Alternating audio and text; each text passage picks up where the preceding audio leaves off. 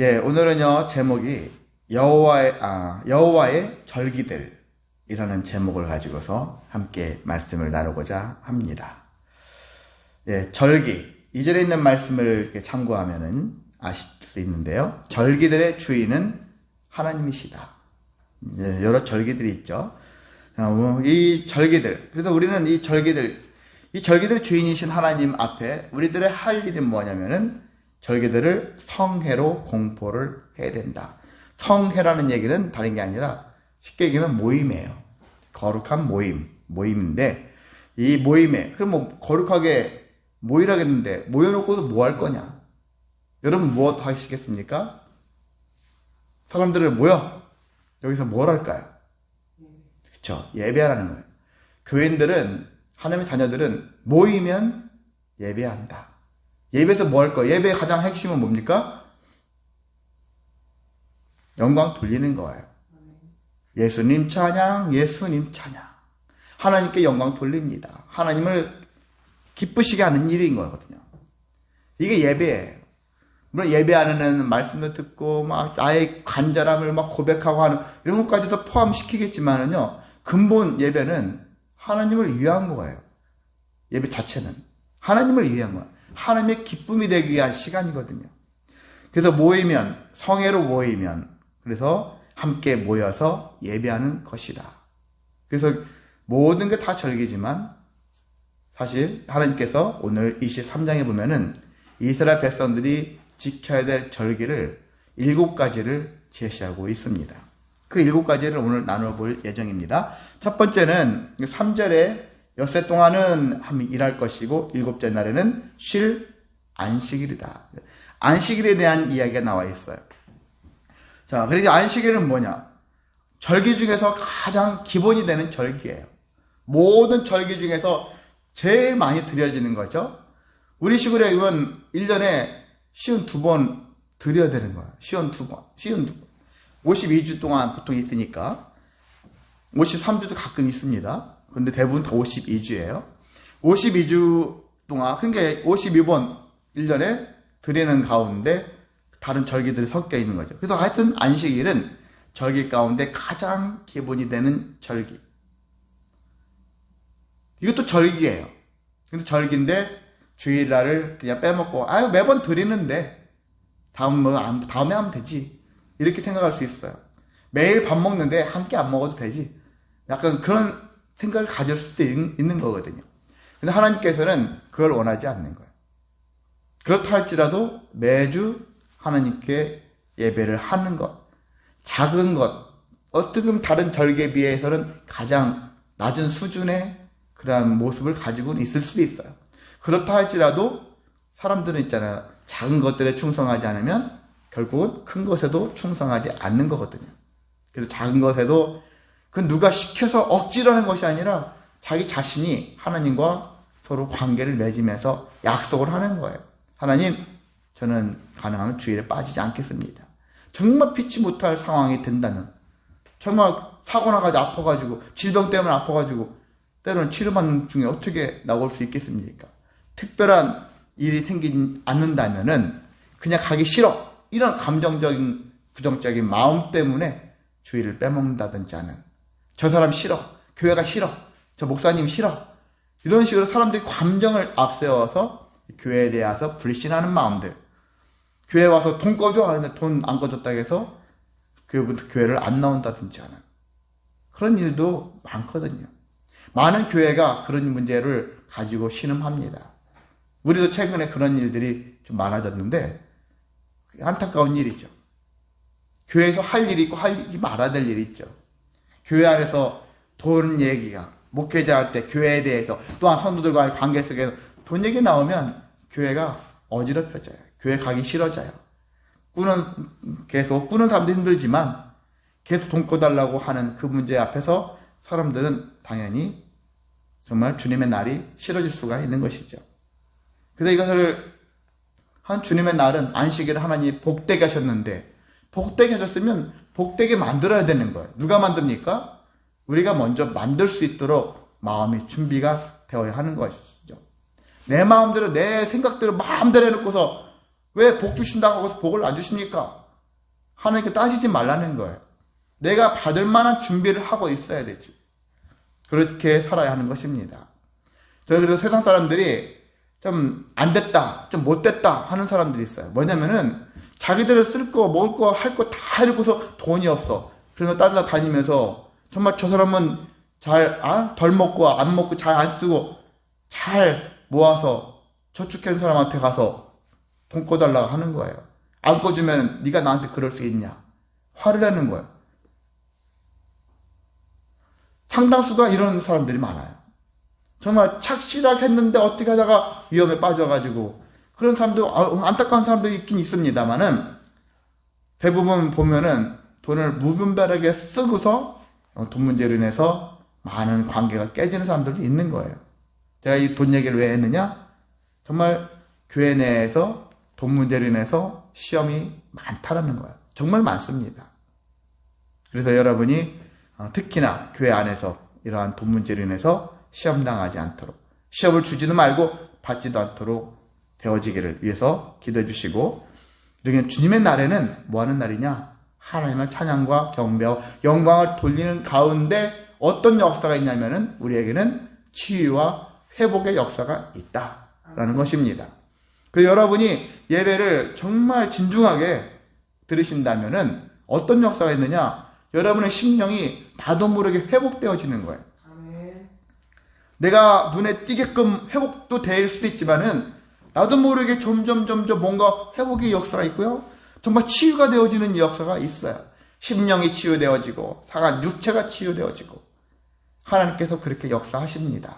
그러니까 여러분이 주님의 날을 그냥 뭐 취미활동 같은 그런 개념이 아니라 내 생명을 다해서 나를 회복시키고 나를 치유하시는 그 날로 여기시고 하나님을 기뻐하시기를 소망합니다.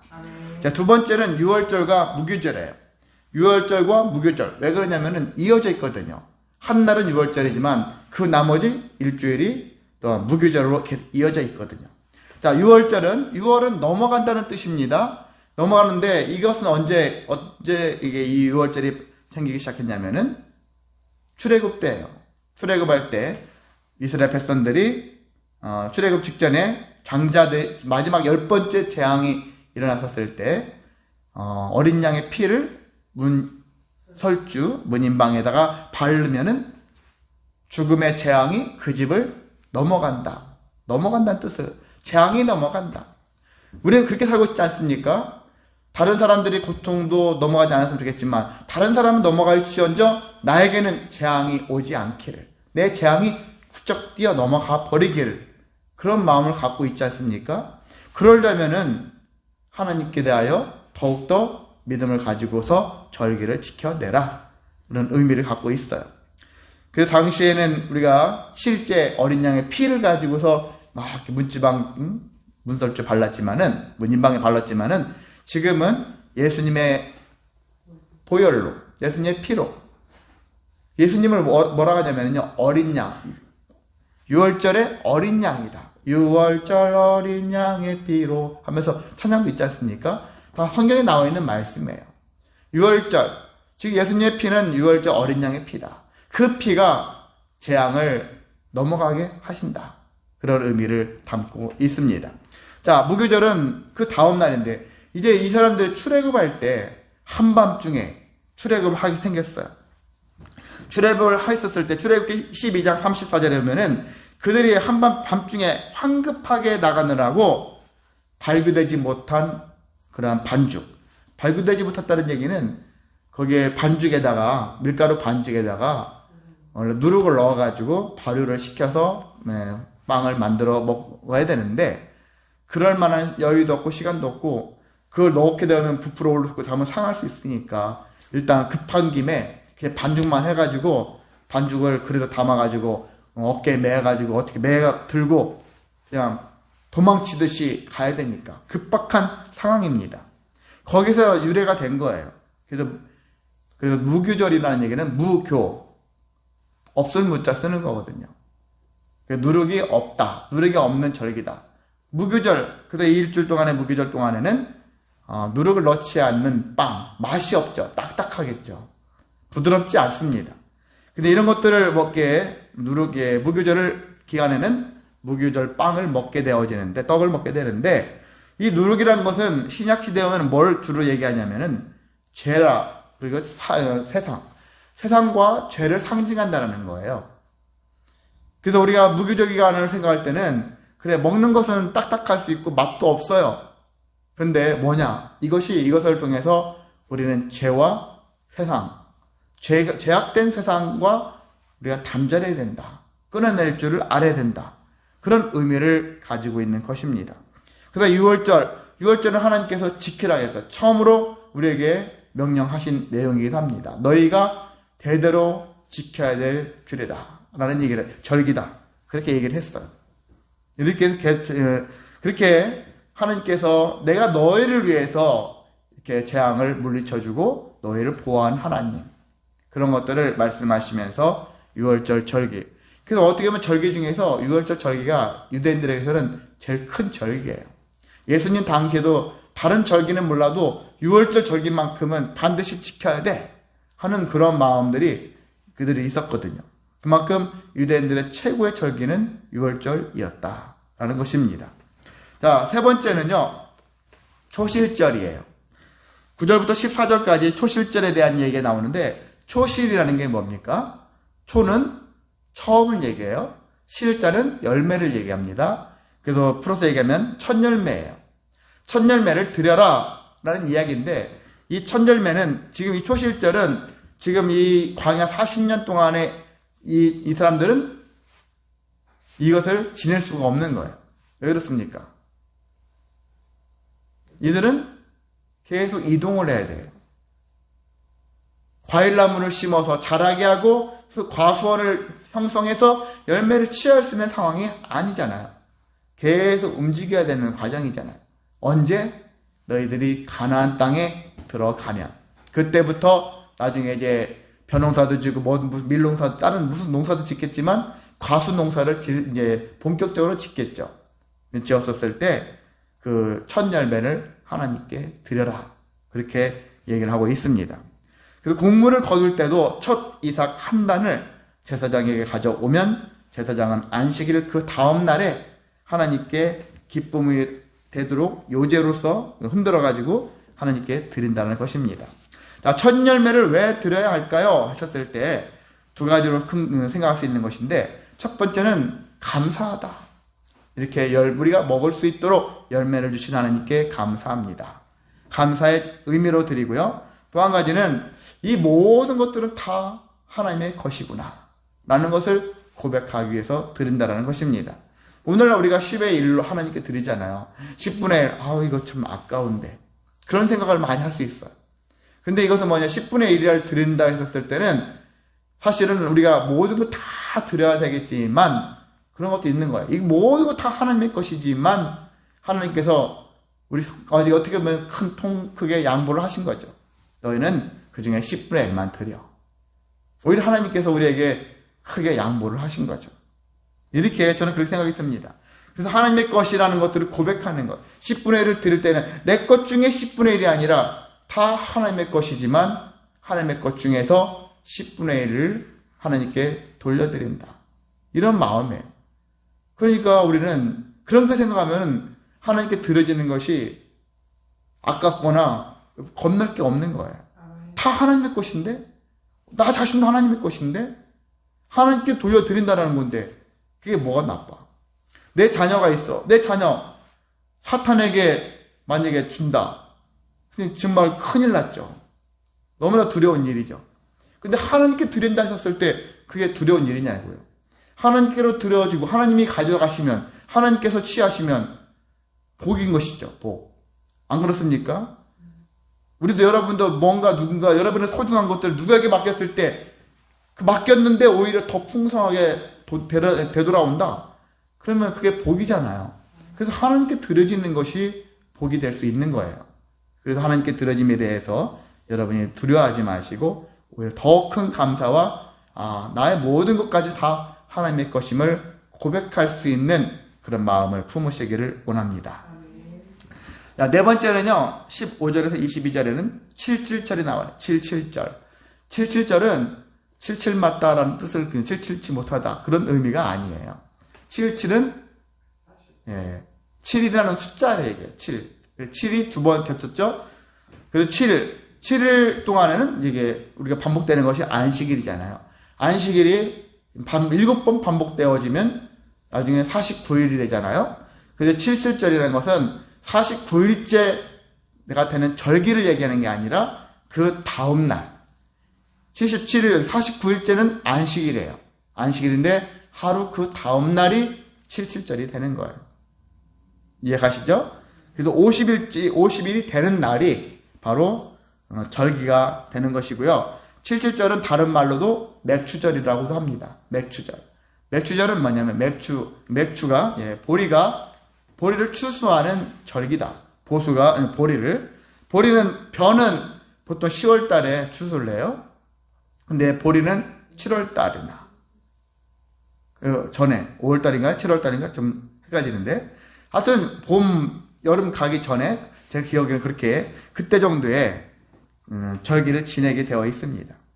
자, 그래서 이렇게 77절을 통해서 하느님께서 이 77절 동안에 이제 보리를 추수할 때 주의사항이 있죠. 밭 귀퉁이 그건 추수하지 말아라. 가난한 자들의 것이다. 단을 해가지고 가져가다가 흘렸어. 줍지 말아라. 저 이삭을 주워러 오는 사람들의 몫이다. 가난한 자들을 위한 몫이다. 그런 것들을 염두에 두는 거예요. 여러분들 삶 속에서 너무 얄짤없게 하려고 할 건 없어요.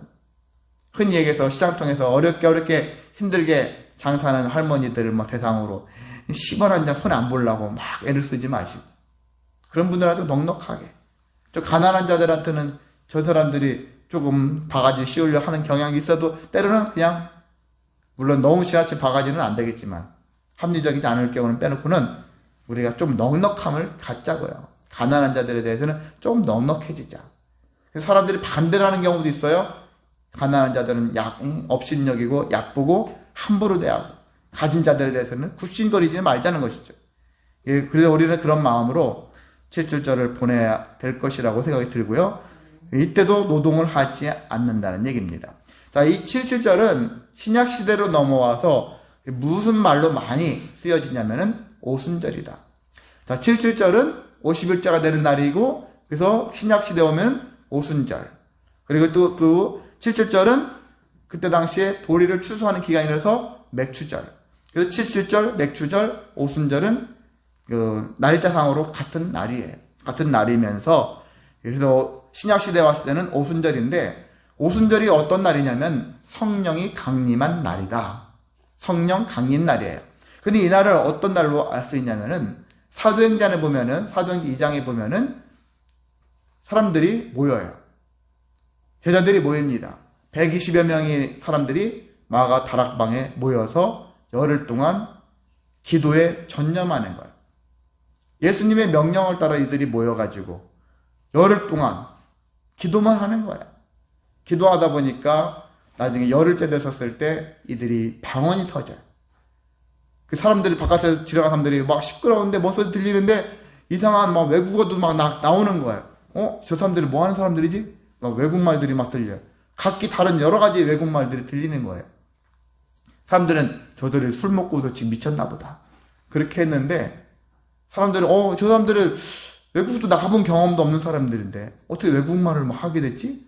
의아한 사람들도 있는 거죠. 자, 그때가 그때가 마지막 날이 오순절 날이었다라는 거예요. 그래서 오순절, 순복음 계통의 오순절 계통이라고 하거든요. 그래서 그들은 이제 방언 이런 것들을 대중요시하고 그런 것들을 강조하고 있는데 그렇습니다. 이렇게 오순절, 신약으로 왔을 때는 오순절이라는 날로 많은 지키게 되었던 것을 볼 수 있습니다.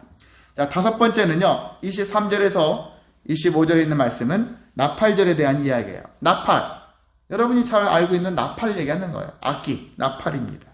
자, 나팔절인데 우리는 저기서 7월 1일 있잖아요. 7월 1일을 그게 바로 종교력에 의해서는 7월 1일이 그들은 1월 달이에요. 예, 신년이에요.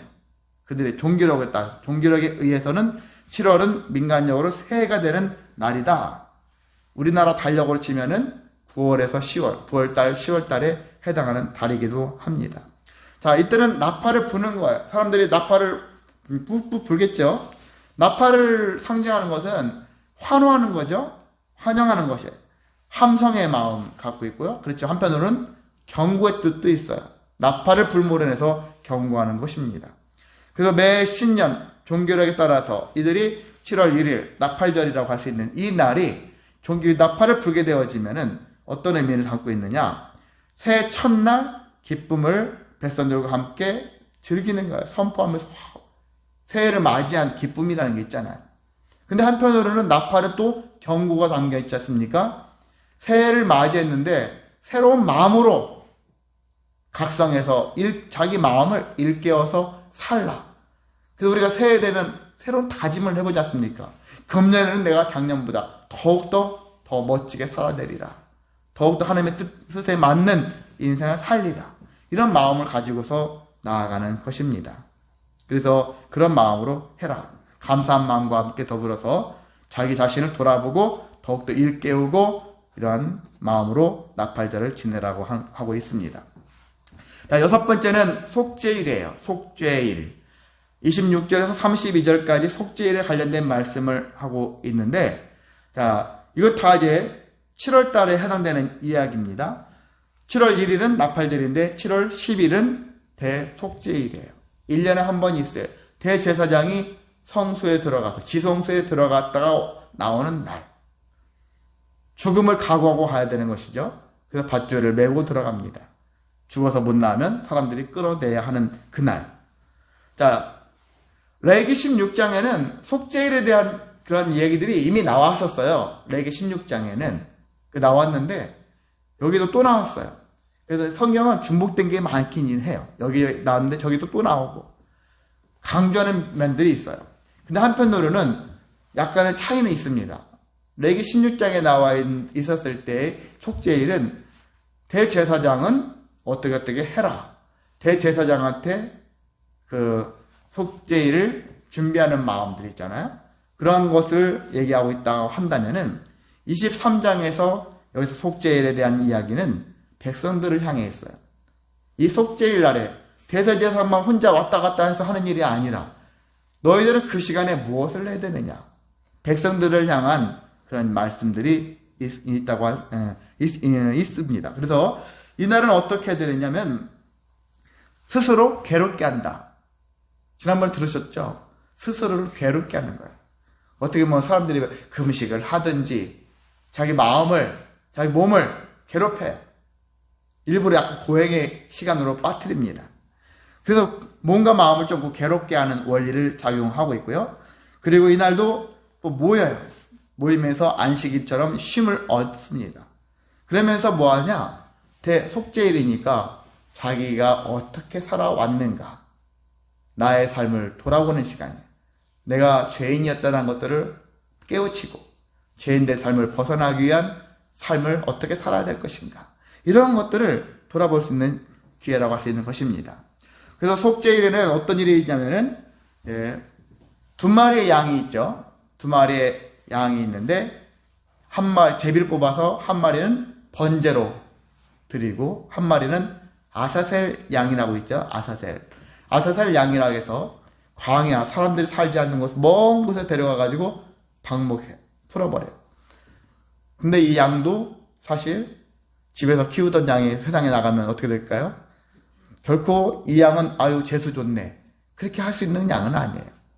그래서 의미가 뭐냐면 풀어놓아 자유케 하시는 하나님 은혜, 그런 것을 통해서 우리가 다시 자유를 얻고 우리가 용서함을 얻었다라는 의미를 담고 있습니다. 자, 마지막입니다. 초막절 33절에서 44절까지의 말씀인데요. 초막절은 초막, 장막 같은 의미예요. 어떤 천막 같은 거 있잖아요. 여러분 이제 막 바깥에서 야영 같은 거 할 때 보면 천막 같은 걸 치우서 그 안에서 살아야 되지 않겠습니까? 그 의미예요. 그래서 이것은 최초는 어떤 의미냐면은 이스라엘 사람들이 출애굽을 해가지고 정신없이 야밤에 막 이렇게 도주하듯이 뛰쳐나가서 광야로 갔어요. 갔는데 내 집이 있습니까? 없잖아요. 계속 이동하는 과정이니까 어떻게 저렇게 해서 여기저기 나무 같은 거 구해가지고 대충 얼기설기 만들어 놓고 자기 옷가지 같은 거 막 걸고 해서 거기서 살지 않았을까? 천 있는 사람도 와서 천도 뭐 치는 사람도 있었겠지만요. 그렇게 해서 초막을 지내면서 어렵게 살아왔던 그날이었다라는 거예요. 근데 그날은 이미 과거고 지금은 어떤 거냐면은 너희들이 이제 장차 추수해서 농사를 지어가지고 곡물을 거두어 드릴 때가 있지 않습니까? 저장을 하는 거야. 추수해서 창고에다가 드리는 그날. 우리 식으로 이렇게 지금 얘기하면 추수하는 날이에요. 추수감사제예요. 이 날이. 그래서 초막절은 추수감사죠. 장막절 같은 의미를 가지고 있는 이야기거든요. 그래서 수장절이라고도 합니다. 수장절. 수장절은 거두어서 저장한다 라는 의미를 가지고 있으니까 초막절, 장막절 같은 말이고 수장절이라고도 하기도 하고, 그래서 이렇게 하나님께 이 시간을 통해서 우리가 어떤 생각을 이 시간을 통해 갖고 있느냐면요, 두 가지 의미예요. 첫 번째는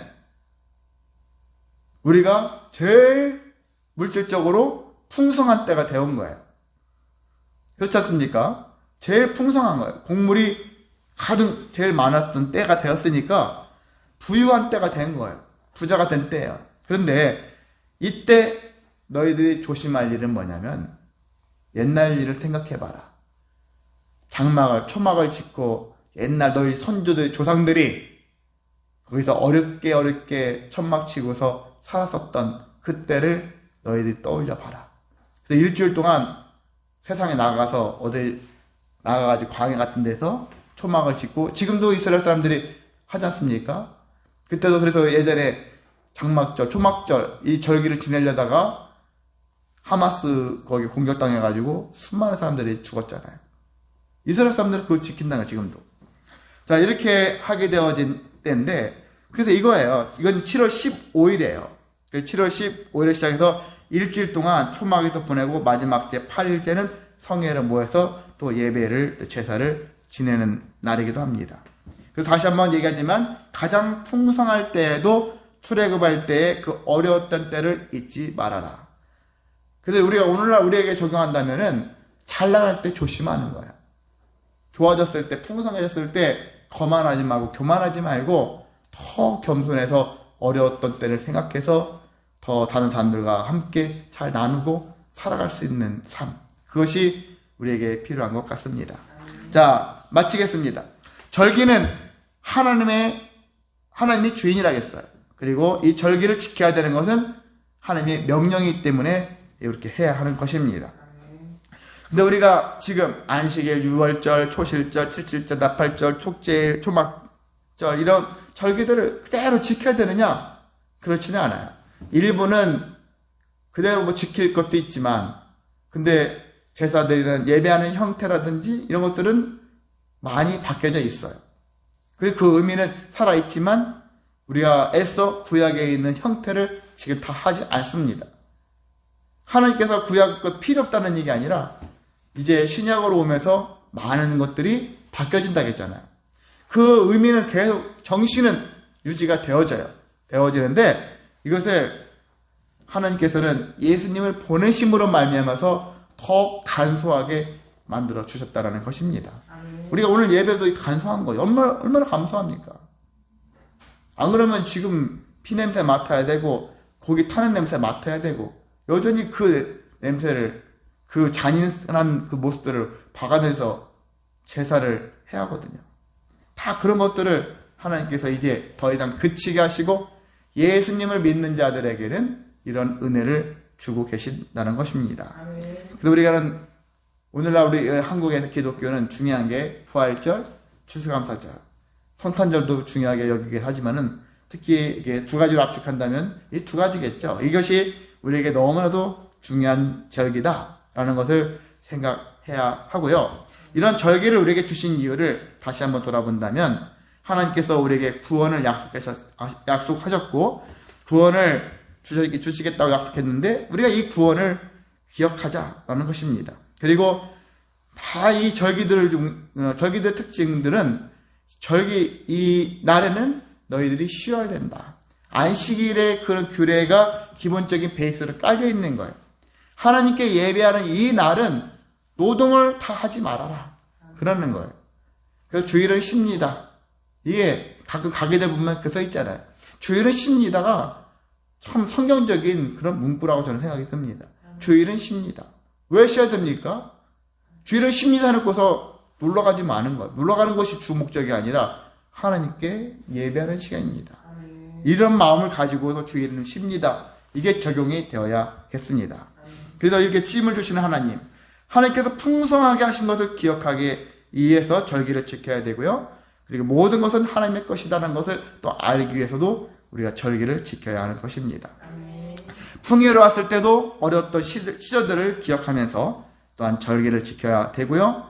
무엇보다 다른 어떤 이방인들의 풍습이라 하잖아요. 가나안 땅에 갔을 때 가나안 땅에서 있는 모든 풍습들을 받아들이면서 잘못된 문화, 특히 우상 문화겠죠. 우상 문화에 길들이지 않기 위해서 이 절기를 지키면서 하나님에 대하여 더욱더 굳센 믿음을 가져라. 그런 뜻을 갖고 있습니다. 그리고 제일 중요한 것 중에 하나가 우리 자신을 돌아보기 위해서 절기를 지켜라. 라는 뜻을 갖고 있습니다. 그러니까 우리가 오늘날 이 예배 안에 다 있잖아요.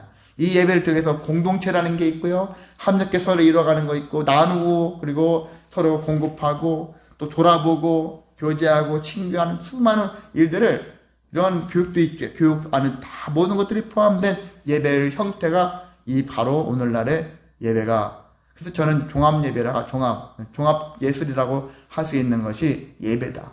성도들에게서 가장 종합 선물이다. 그래서 예배를 통해서 우리는 구약의 이 모든 절기들, 우리는 지금은 지키지는 않지만 이 예배 안에 모든 게 다 갖춰져 있다라는 것들을 염두에 두셔서 예배를 귀하게 여기며 하나님께 영광 돌리고 저와 여러분에게는 치유와 회복과 소망과 은혜와 감사가 충만하시기를 주님의 이름으로 소망하고 축복합니다. 아멘. 사랑 많으신 하나님 아버지 감사를 드립니다.